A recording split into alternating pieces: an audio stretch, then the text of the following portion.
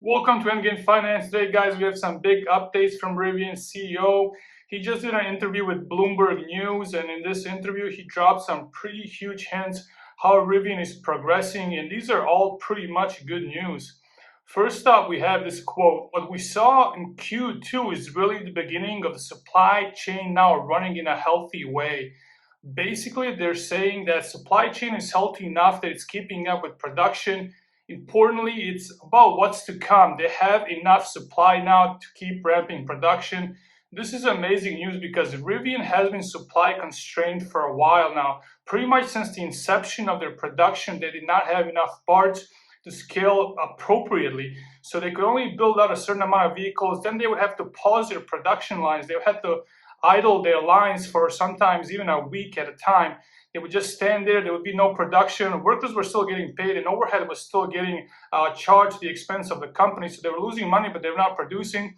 However, that is all behind them pretty much now. As they scale, they will have enough parts to maintain production. Another interesting part is the interviewer from Bloomberg asked the question, why didn't you raise guidance? Why aren't you saying that you will produce more than 50,000 units this year? To which CEO RJ Scaringe replied, "I want to make sure we over-deliver on our numbers and to protect for the unknown that might happen." So they're saying Rivian will likely blow through the guidance of 50,000 vehicles they have announced to produce this year. They'll likely produce a lot more and likely do a lot more than 100,000 units next year, which means profitability is not that far behind. They don't want to overpromise, and they're still a fairly new company, so there might be things that might come from the unknowns, things you don't know that you don't know that might slow them down. So they don't want to overpromise. They don't want to underdeliver. Now, there's a huge news also here about EDVs being delivered to Germany. Electric delivery vans from Rivian are on the way or have been delivered to Germany. And this is extremely important for the following reason. Infrastructure. Rivian wants to make sure that they can service, deliver, and efficiently transport vehicles abroad. This is really their entry into Europe. This is like their map of how they will enter the European market. And that's what really RJ Scaringe emphasized here. This is like their guidelines, how they will enter markets abroad. And they've officially entered the market in Europe. Now they're using these EDV deliveries pretty much to map out in detail how this will go down, when will the vans arrive, how the logistics will be done, how the transportation will be done, how the service centers will be built out, where the charging stations for these vans will be, and so on and so forth. So this is pretty much the blueprint for Rivian entering the European markets.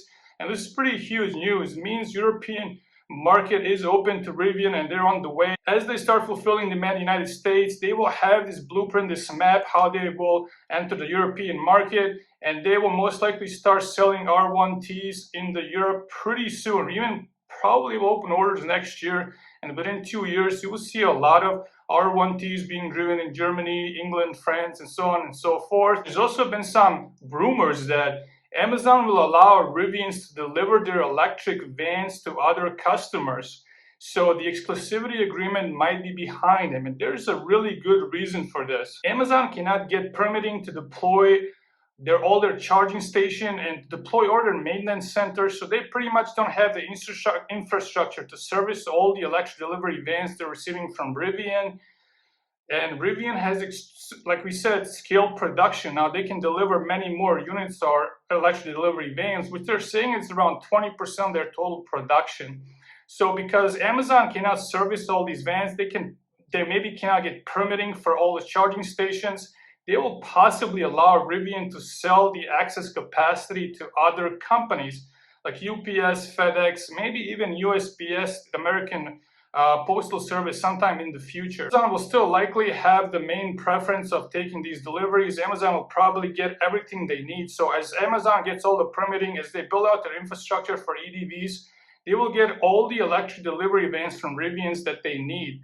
But if Rivian is building out 50,000 vans and Amazon can only service 10,000 of them, it doesn't make sense for 40,000 vans to just sit on the lots. So Rivian will most likely redirect these 40,000 units to other customers, and this will guide them quickly to profitability. Like we said now, profitability is just around the corner. So at the current pace, Rivian will most likely be profitable by the end of next year. They will probably be entering European markets by the end of next year, and they will probably start delivering EDVs to other customers besides Amazon. So these are all compounded good news. These are all extremely positives for Rivian. Rivian has pretty much made it out of the orbit. They have launched their products. They are all systems go, and it looks really bright for Rivian in the future. So I'm a Rivian shareholder, and I really love Artis Karinj and entire management. They did some really good hiring. They brought in some really good people. They fixed their supply chain issues, and I see all green lights from Rivian from here on. If you guys have any questions, comments, or discussions you want to have, please let me know below in the comment section. Guys, like, subscribe, and share. And as always, just have a great day.